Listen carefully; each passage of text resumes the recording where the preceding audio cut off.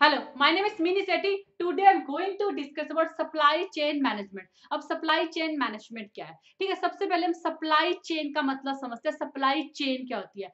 Supplier से raw material खरीदने से लेकर फाइनल कस्टमर को प्रोडक्ट बेचने के बीच में कई सारी एक्टिविटी होती है, कई सारे प्रोसेस होते हैं, कई सारे लोगों का कंट्रीब्यूशन इन्वॉल्व होता है. क्या होती है सप्लाई चेन? बेसिकली क्या होती है?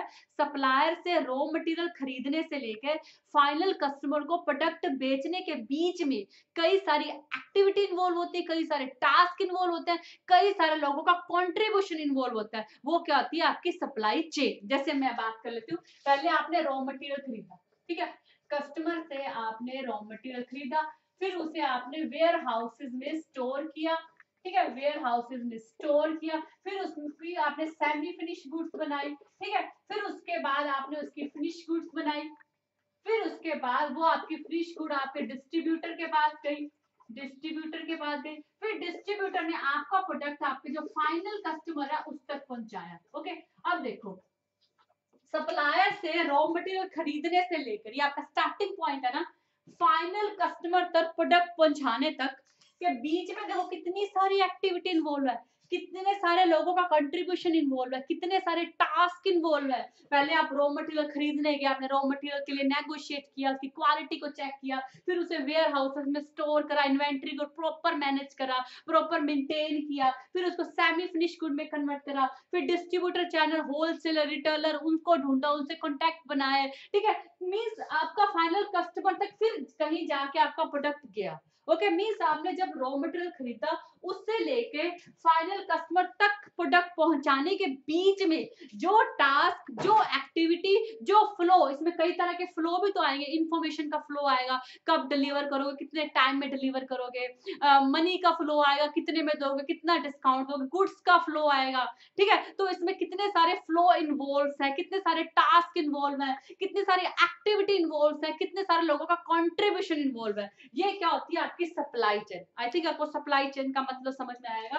रॉ मटेरियल को खरीदने से लेके फाइनल कस्टमर को प्रोडक्ट बेचने के बीच में जो टास्क, जो एक्टिविटी, जो लोगों का कंट्रीब्यूशन इन्वॉल्व होता है, वो क्या होती है? आपकी supply chain. Okay, supply chain का मतलब क्लियर हुआ.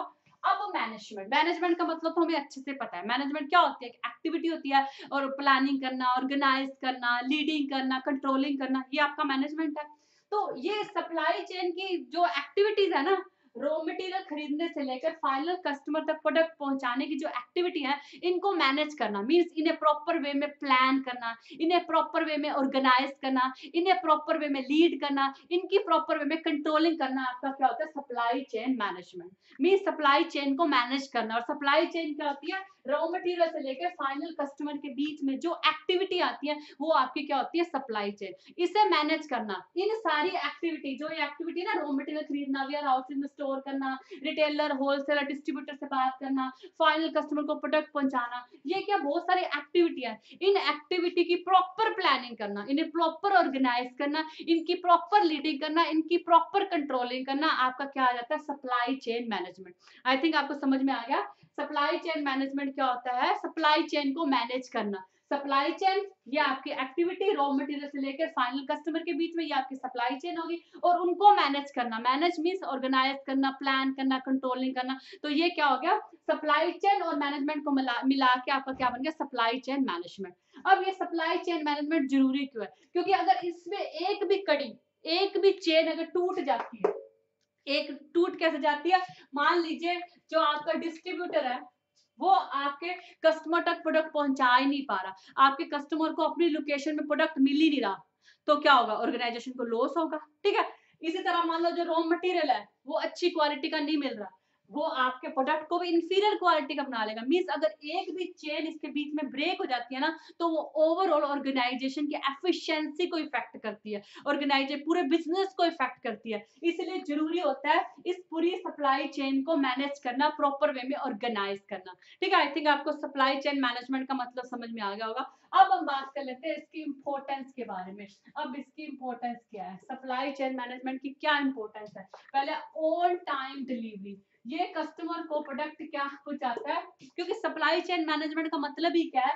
इन सारी एक्टिविटी को मैनेज करना. आपका कस्टमर किंग है, उसको जो डिलीवरी है प्रोडक्ट की वो टाइमली करना, डिले ना करना, क्योंकि कंपटीशन मार्केट में बहुत है। अगर हम प्रोडक्ट की डिलीवरी टाइमली नहीं करेंगे तो हमारा कॉम्पिटिटर कर लेगा। तो इसका मेन मोटिव क्या था, ऑन टाइम डिलीवरी करना। उसके बाद reach product at customer location, ठीक है, कस्टमर की हर लोकेशन तक प्रोडक्ट को पहुंचाना, ये मेन होता है डिस्ट्रीब्यूटर चैनल का। इसलिए होलसेलर रिटेलर को इन्वॉल्व करते हैं ताकि प्रोडक्शन की कस्टमर की हर लोकेशन तक प्रोडक्ट को पहुंचाया जाए। उसके बाद है डिक्रीज प्रोडक्शन कॉस्ट। अननेसेसरी की जो कॉस्ट है ना, जो प्रोडक्शन डीले के कारण, प्रोडक्शन डीले होने के कारण एक कंपनी को बियर करनी पड़ती है। प्रोडक्शन डीले होने के कारण बहुत सारे कस्टमर बैकआउट कर जाते हैं, ठीक है, ये बहुत बड़ी कॉस्ट है कंपनी के लिए। और सप्लाई चेन मैनेजमेंट क्या करता है, कंपनी की उसी कॉस्ट को, जो अननेसेसरी कॉस्ट होती है ना, उनको कम करता है, ठीक है, और क्या करता है, कंपनी के प्रॉफिट को बढ़ाता है, ठीक है, इंक्रीज प्रॉफिट।